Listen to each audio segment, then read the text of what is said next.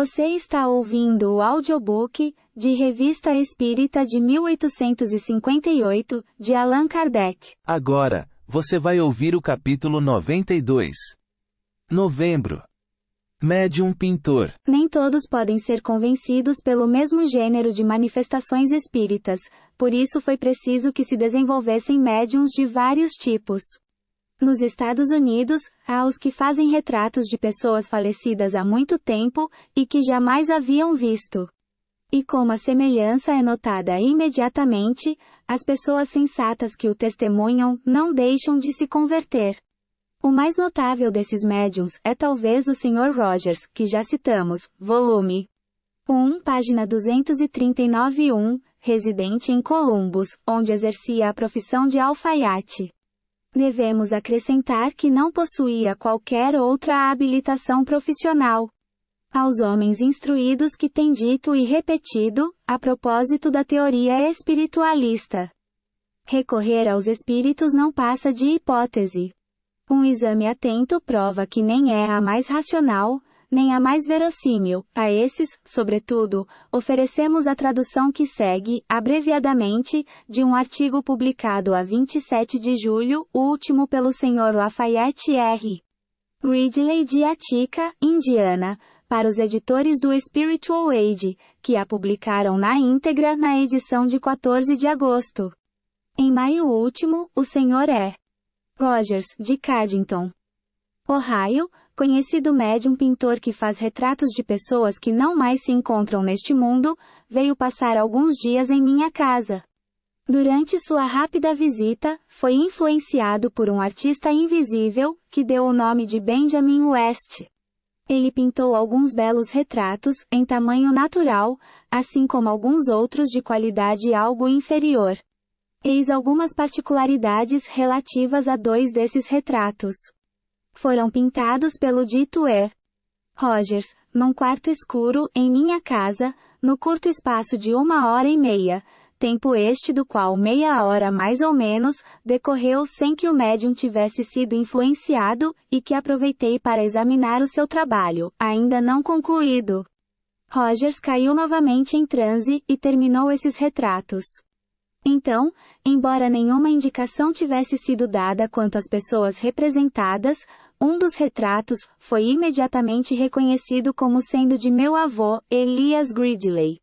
Minha esposa, minha irmã, a Sra. Chaney, e em seguida meu pai e minha mãe, todos foram unânimes em reconhecer a grande semelhança. É um facsímile do velho, com todas as particularidades de sua cabeleira, de sua camisa, etc. Quanto ao outro retrato, nenhum de nós o reconheceu. Eu o pendurei no meu armazém, à vista dos transeuntes, onde ficou 1 semana sem ser reconhecido. Esperávamos que alguém nos dissesse que era qualquer antigo residente de Attica. Já perdia a esperança de saber de quem seria o retrato, quando uma tarde, numa sessão espírita reunida em minha casa, um espírito manifestou-se e me deu a comunicação seguinte. Meu nome é Horace Gridley.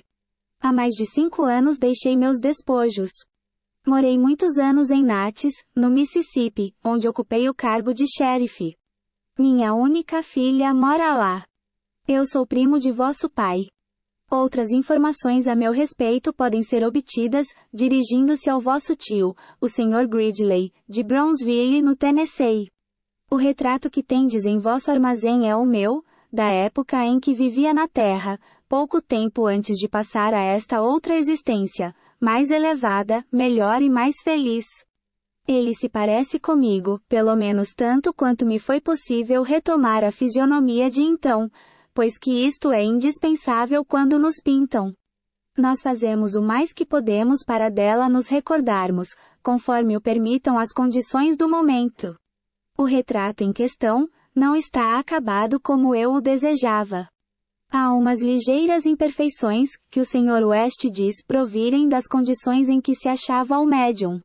Apesar disso, mande o retrato para Natchez, a fim de ser examinado. Acredito que o identificarão. Os fatos mencionados nesta comunicação eram inteiramente ignorados por mim e por todos os habitantes das redondezas. Conquanto há muitos anos, certa vez tivesse ouvido falar que meu pai tinha um parente naqueles lados do Vale do Mississippi, nenhum de nós sabia o nome dele. O lugar onde tinha vivido. Nem mesmo se havia morrido.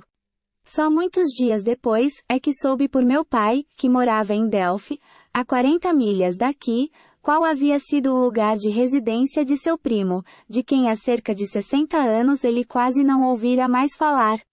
Nem tínhamos pensado em pedir retratos de família.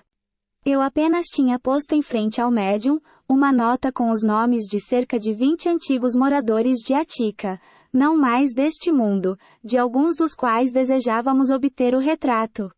Assim, penso que as pessoas sensatas admitirão que nem o retrato, nem a comunicação de Horace Gridley possam ser resultado de uma transmissão de nosso pensamento ao médium.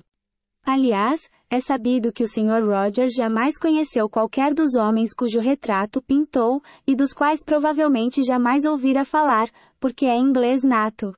Veio para a América há 10 anos, e jamais viajou para o sul além de Cincinnati, ao passo que Horace Gridley, ao que eu saiba, nunca andou para o norte além de Memphis no Tennessee, nos últimos 35 anos de vida terrena. Ignoro que algum dia tenha visitado a Inglaterra. Entretanto, isto poderia ter ocorrido antes do nascimento de Rogers, pois ele não tem mais que 28 a 30 anos. Quanto a meu avô, falecido há cerca de 19 anos, jamais saiu dos Estados Unidos, e seu retrato jamais fora feito de qualquer maneira. Depois que recebi a comunicação acima transcrita, escrevi ao Sr. Gridley, de Brownsville. Sua resposta veio confirmar quanto havíamos ouvido através da comunicação do Espírito.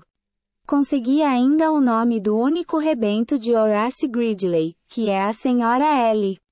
M. Patterson, ainda residente em Natchez, onde seu pai morou muitos anos. Ele faleceu, na opinião de meu tio, há cerca de 6 anos, em Houston, no Texas. Então escrevi à Sra. Patterson, minha prima recém-descoberta, e lhe mandei uma cópia da guerreotipada do retrato que, segundo nos diziam, era de seu pai.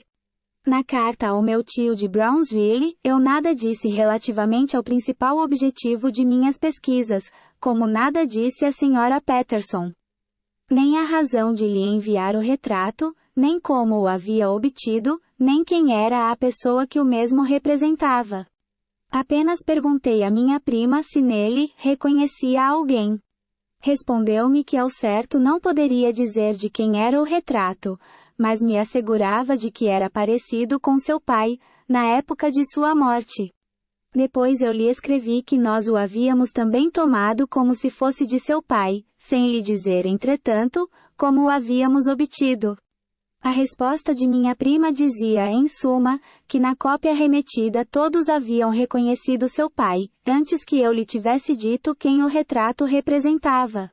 Entretanto, ficou muito surpreendida de que eu tivesse um retrato de seu pai, quando ela mesma não tinha nenhum, e seu pai nunca lhe havia dito que algum dia tivesse mandado fazer seu próprio retrato, fosse por quem fosse. Ela pensava que não existisse nenhum, e ficou muito satisfeita com a minha remessa, sobretudo por causa de seus filhos, que tinham grande veneração pela memória do avô. Então eu lhe mandei o retrato original, autorizando-a a ficar com ele, caso lhe agradasse, mas não lhe disse como o havia obtido. São estas as principais passagens de sua resposta. Recebi sua carta e o retrato de meu pai, que permite fique comigo, se for bastante semelhante. Na verdade é muito parecido, e como jamais tive outro dele, fico com este, já que o permite, e o aceito muito reconhecida, embora me pareça que meu pai fosse mais bonito quando gozava de saúde. Antes da recepção das 2 últimas cartas da Sra. Patterson, quis o acaso que o Sr. Eds, atualmente de Delphi, mas antigo morador de Natchez, e o Sr. Ewing, recém-vindo de Vicksburg, no Mississippi, vissem o retrato em questão, e o reconhecessem como sendo de Horace Gridley, com quem ambos tinham tido relações. Acho que estes fatos são muito significativos para serem mantidos no silêncio, e julguei-me na obrigação de revelá-los, a fim de se lhes dar publicidade. Asseguro-vos que escrevendo este artigo, tive todo o cuidado com a absoluta correção. Nota: já conhecemos os médiuns desenhistas. Além dos admiráveis desenhos dos quais demos um espécime, mas que representam coisas cuja exatidão é impossível verificar, vimos médiuns absolutamente estranhos a essa arte, executarem sob nossas vistas, esboços facilmente reconhecíveis de pessoas falecidas que eles não haviam conhecido. Mas daí a um retrato acabado, de acordo com todas as regras, vai muita distância. Esta faculdade se liga a um fenômeno muito curioso, do qual somos testemunha neste momento. A ele nos reportaremos proximamente. 1 volume. Em página 239, do Spiritualist de Nova Orleans. Ponto.